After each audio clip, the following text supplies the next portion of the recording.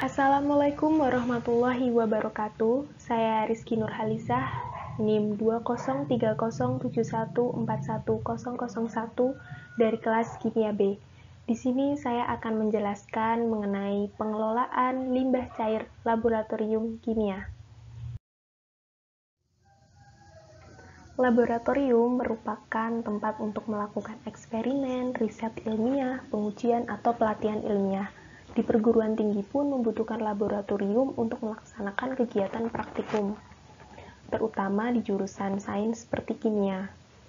Bahan-bahan yang digunakan dalam praktikum atau penelitian pun berbagai macam, dari mulai yang bersifat asam, basa, bahan organik, bahan anorganik, ataupun bahan pendukung seperti pembersih untuk membersihkan alat-alat yang telah selesai digunakan. Dari aktivitas inilah menghasilkan limbah cair. Semakin sering laboratorium digunakan, maka limbah cair yang dihasilkan pun juga semakin banyak. Jadi tak heran jika laboratorium menjadi tempat penghasil limbah berbahaya yang cukup tinggi.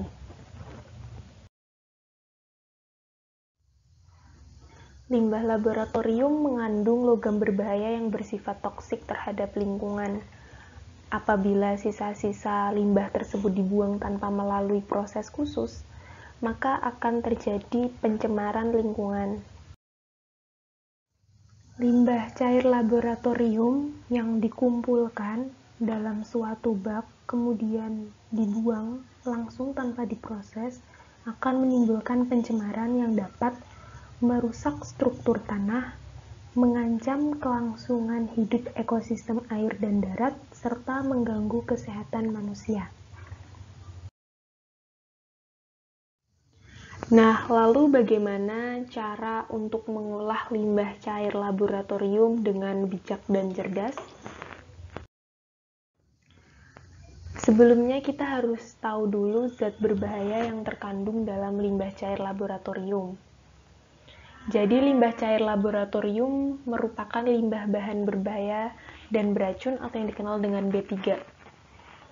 Beberapa kriteria bahan berbahaya dan beracun yang telah ditetapkan oleh MSDS antara lain mudah terbakar, mudah meledak, korosif, oksidator, reduktor, iritasi, mutagenik, patogenik, dan lain sebagainya. Unsur-unsur berbahaya yang terkandung dalam limbah cair laboratorium yaitu unsur logam berat seperti besi, timbal, mangan, krom, dan merkuri. Selain itu juga mengandung zat padat terlarut, amonia, kandungan nitrit yang cukup tinggi, dan derajat keasaman air limbah laboratorium umumnya sangat asam. Limbah laboratorium bisa menjadi penyebab terjadinya pencemaran lingkungan, diawali dengan aktivitas di laboratorium menghasilkan limbah laboratorium, bisa berasal dari produk proses di laboratorium, bahan baku yang telah kadaluarsa, bahan habis pakai, sisa bahan kimia yang selesai digunakan, air bekas cucian peralatan, dan sisa sampel yang diuji. Kemudian dikumpulkan dalam satu wadah dan belum dilakukan pengolahan sehingga terjadi penumpukan. Kemudian dalam kurun waktu yang lama, limbah tersebut dibuang ke lingkungan tanpa diproses dengan benar. Dari sini, maka akan terjadi kerusakan yang merugikan makhluk hidup.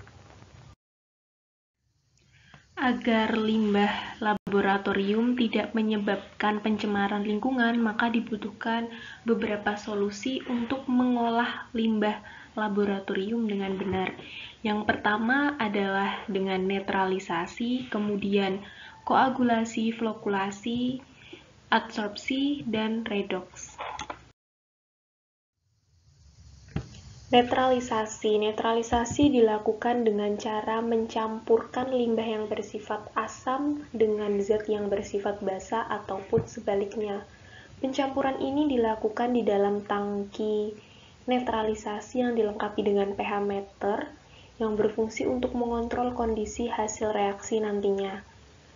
Air limbah yang bersifat asam pada umumnya dinetralkan dengan larutan kapur, natrium hidroksida, atau natrium karbonat, sedangkan air limbah yang bersifat basa dinetralkan dengan asam kuat seperti asam klorida atau asam sulfat. Koagulasi flokulasi. Proses ini digunakan untuk memisahkan padatan tersuspensi dari cairan jika kecepatan pengendapan berjalan dengan lambat atau tidak efisien. Koagulasi sendiri merupakan proses pengolahan limbah dengan penambahan koagulan, sedangkan flokulasi adalah proses pembentukan flok atau penggabungan inti-inti endapan menjadi molekul yang lebih besar. Koagulan yang umum digunakan dalam proses ini yaitu adalah PAC, larutan kapur, tawas, besi 3 klorida, dan lain-lain. Adsorpsi. Proses ini berkaitan dengan kemampuan zat penyerap atau adsorben untuk menyerap substansi tertentu dari suatu larutan. Adsorben yang umum digunakan dalam pengolahan air limbah laboratorium adalah karbon aktif dan zeolit. Yang terakhir adalah reaksi reduksi oksidasi. Reaksi kimia ini dapat mengubah zat yang bersifat racun menjadi tidak berbahaya atau menurunkan kadar racunnya. Misalnya pada krom heksavalen atau limbah yang mengandung sianida.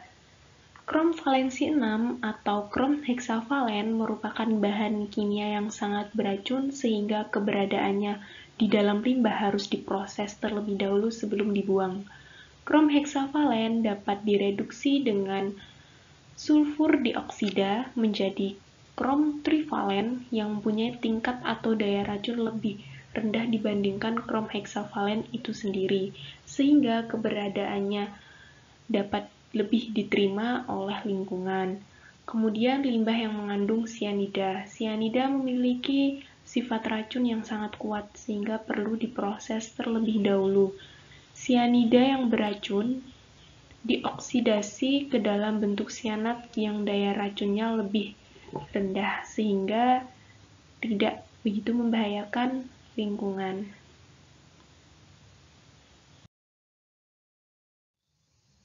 Itu tadi penjelasan mengenai pengelolaan limbah cair laboratorium kimia. Saya mohon maaf apabila terdapat kesalahan kata atau kekurangan dalam penyampaian materi. Terima kasih dan wassalamualaikum warahmatullahi wabarakatuh.